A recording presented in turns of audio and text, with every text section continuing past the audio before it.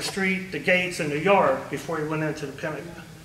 So what they told me, I think that's true. He was aiming for the White House and he missed.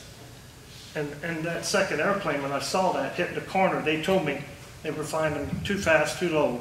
They were trained, but they weren't proficient on flying them. Yeah, I thought it just clipped and we'd be still flying up Second Avenue. Yeah, he would hit something down the road, because he was going down. He was losing altitude way too fast, so he was going to go down with him. But it's amazing they could fly. Oh, that day, so many things. And we grounded everything. Stopped flights from coming. There's so many things happened that day, but one I remembered, Petersburg. A coal miner had his legs smashed. And we have air flights all the time like we have out here. So they called and wanted to air flight him to Evansville. And then one thing, I was there 32 years. I've been there 20 years. And this military guy showed up. I mean, it couldn't have been 8:20, 8:40. He was in our building by 10 o'clock. And he knew everything we did. I was there for 20 years, and when that coal miner needed to go to Evansville, I said, hey, it's just an air flight. He's not going. And we couldn't, they said, just call an ambulance. He's not going on the helicopter. And there's other stories. In Texas, a guy had open heart surgery, took his heart out. They was going to air fact another heart. No, you had to take a taxi or an ambulance, but they live stories like that. And one, when I went out for lunch, while I was there over a day, about 6 o'clock, we wasn't taking, we didn't know what was going on. Not only the Beckley guy flew into the Pentagon, we scrambled off, we took the president's plane. They wanted to hand him off to us. No, we're not taking him. Then the military guy said, you take that.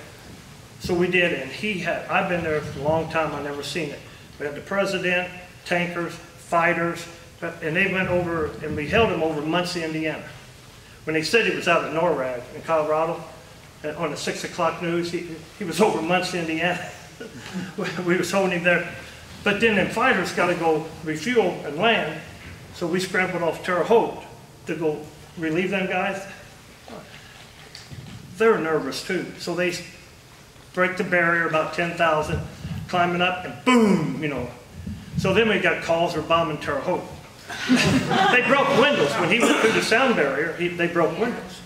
And then they go up there at Muncie and relieve them so they can go land at Patterson. Well, they're low on fuel, so they drop it down low, the fighters do, and they flew right underneath. Well, if you're looking at it, they flew behind the VA hospital. Oh, now they're flying into the VA hospital. We got calls, everything was going on. But there was some interesting facts. And what were you doing at the time? Well, I was there in my traffic management. We worked Petersburg, and we had O'Hare departure. We did a 200-mile radius. Yeah, we worked back. You didn't get in the planes. No, I was air traffic control. Where was the plane going that landed in the woods in Pennsylvania? Well, they tell us Camp David, the presidential retreat. They thought they would have taken the president there, maybe. But that was bad too, because they were scrambling fighters. And we had them. They come off Patterson, but Cleveland got it. Cleveland found him. They were real close to getting him. They had orders to shoot it down, period. I mean, there was no question they was going to shoot that plane down. We had them going, Cleveland had them going. That's when the passengers fought them and they crashed. So a lot of interesting stories, but when I saw that fly into the second one, that kind of brought back. Yeah, you knew at that time of everything. We see how fast he was going. If you see it again, watch it again. I mean, he was really screaming down through there. And it still was the bluest sky. Oh yeah, isn't that something? Never again. Mark, do you remember what time the planes were grounded exactly? Was it noon or was it? No, it was like after. Whoever made that call was brilliant. I mean, it was like 9, when did the second one go in? 9:48? 10:03? 9:03. 9:03, yeah. Yeah, we was landing. We shut everything down before 10 o'clock, maybe 9:55. We used to land Terre Haute. You'd have 10 or 15 in line, maybe even Terre Haute. We had them all the way back almost to St. Louis. And nobody was flying. So did they order him down wherever the closest airport? Yeah, oh yeah, closed, no questions. No. And then the companies, American, Delta, and all that, was telling the pilots, don't question it, this land. Because a lot of them wanted to argue it. Yeah. But no, That was one day. I remember when Mark called me, he said the military had come in and he said they did that probably to almost all the facilities, didn't they, Mark? But Mark, I'll never forget, he said when they came in, they knew everything, the guy that was in his facility knew everything. That's what it is. going on. I think they come out of He Grissom. was so smart and at everything, and that just made me feel better. Well, I wanted to debate that. But it's only a helicopter, and he's only going 30 miles. You know, but you know, no. And then my buddy Joe, we all felt bad about that. But you know, we always trained to look this way. Well, he'd already been 100 miles going eastbound. We never dreamed to go eastbound. Matt, do you have anything to say? You flew helicopters in the war. Didn't you, son? You don't want to say anything, no. Okay. All right, one side note, and people can chip in on this too. Ralph Reed has long passed, but I believe him and his wife Rose were coming back from Europe, and they went down into Newfoundland. They were grounded in Newfoundland for 3 or 4 days. Treated nice.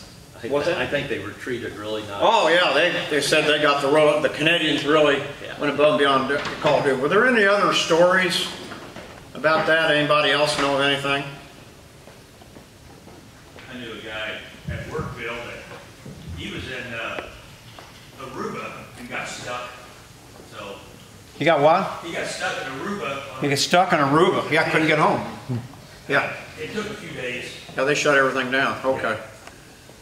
Well, that's, as far as I can tell, the end of the program. We certainly, Jim, Rebecca, and Mamie, we're not disappointed. This is one of the best we've ever had. And one thing I want to say about these programs, we can have these programs, but if nobody shows up there for naught, so we really appreciate everybody coming in. It just makes it all worthwhile. And I do want to thank at this time Jim, Mamie, Rebecca, thank you for coming in. Especially Rebecca, she came all the way down from Bloomington. And of course they're all in a good mood this week. They are. Right, Kenny? Very well. The ladies Boiler up. yesterday. Boiler up, boiler down. Okay. Well, with that, unless anybody has any more comments to make, this meeting stands adjourned. Thank you.